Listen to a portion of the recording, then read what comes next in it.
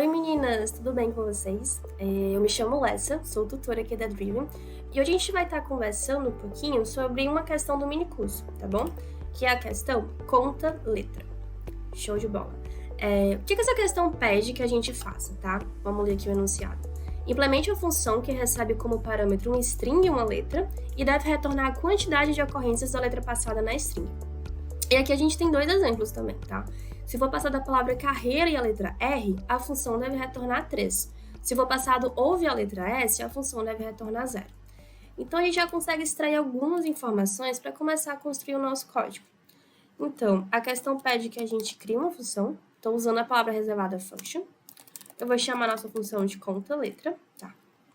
E aqui dentro a gente está recebendo um string, que vai ser a palavra, e a letra. E o que essa nossa função precisa fazer? Qual vai ser a responsabilidade dela?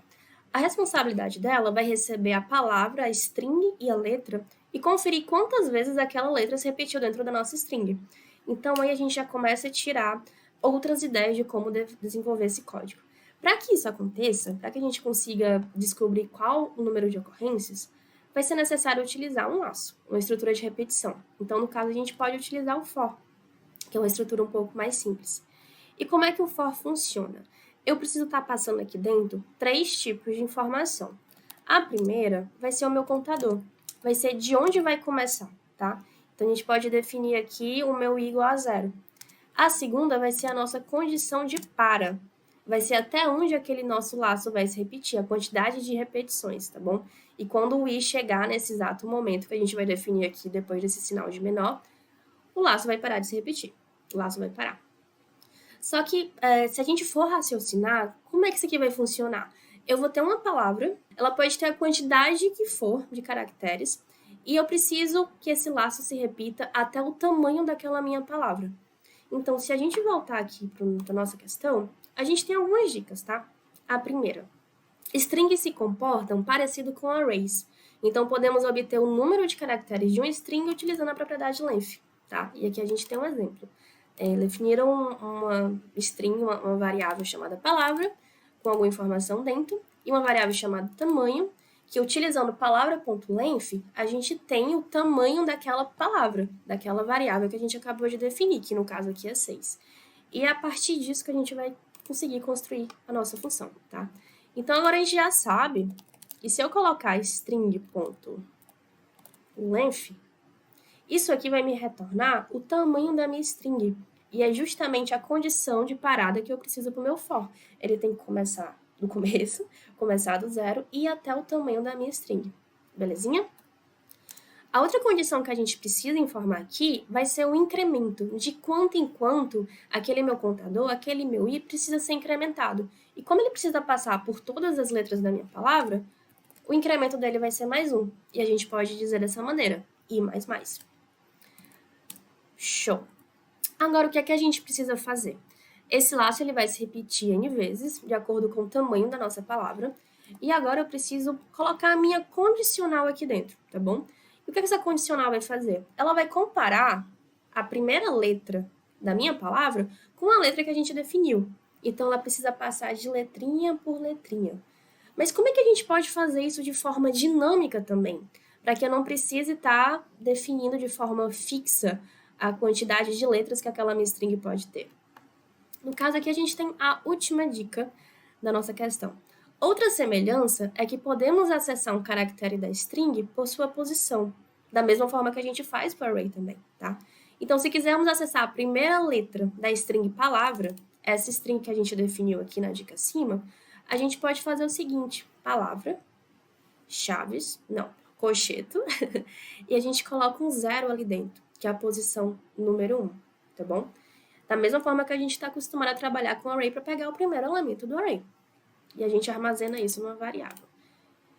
Beleza, e como é que a gente pode trabalhar dentro dessa estrutura de repetição?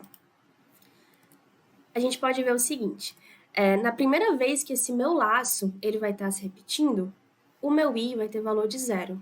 Então, se eu colocar string i, eu vou receber a primeira letra da minha string. Aí ele vai conferir, vai fazer o que ele precisa fazer e tal, dentro da condicional, obviamente. E depois ele vai, terminando o meu laço, ele vai ser acrescentado de mais um. Sempre que terminar a repetição, sempre que terminar o laço, ele vai ser acrescentado de mais um. Então, na segunda vez que esse laço for repetido, o i já não vai ter mais valor de 0, ele vai ter valor de 1. Então, eu tenho a minha segunda letra. E a gente pode utilizar isso daqui dentro da nossa condicional. String i. Se string i for igual a letra, sempre que a minha letra for igual à letra daquela palavra que a gente está conferindo, tá bom? O que a gente pode fazer? A gente pode criar um contador aqui, ó, que eu posso chamar de ocorrências, e começar com 0, que vai fazer a seguinte coisa. Sempre que a letra daquela palavra, se a letra daquela palavra for igual à minha letra que eu defini dentro da minha função, minha ocorrências vai receber o valor que já existe, mais 1. Eu vou estar incrementando ocorrências de mais 1, tá bom? Se não, se string for diferente, se string, aquela letrinha da palavra, for diferente da minha letra que eu acabei de inserir, eu não faço nada. Passo. E o meu laço, ele é renovado. O i que era 0 vai virar 1, depois vai virar 2, até chegar ao tamanho da minha palavra, tá? E quando ele chegar no tamanho daquela palavra, ele simplesmente vai parar. Nada mais vai acontecer. E vai ser nesse momento que a gente vai retornar a nossa variável ocorrências, com a quantidade de vezes que aquela letra se repetiu dentro daquela palavra, tá bom? A gente pode conferir aqui, eu coloco um console.log para poder ele me mostrar aqui dentro do console, na direita, o resultado da minha função, tá? Então, isso aqui vocês não precisam colocar. Conta letra, eu vou passar uma string, vou passar ovo, e vou passar, ó, ele precisa me devolver como resultado 2, né? Então, vou salvar aqui. 2. Funcionou. Vou passar agora P. Precisa me devolver 0. Boa. Então é isso, meninas.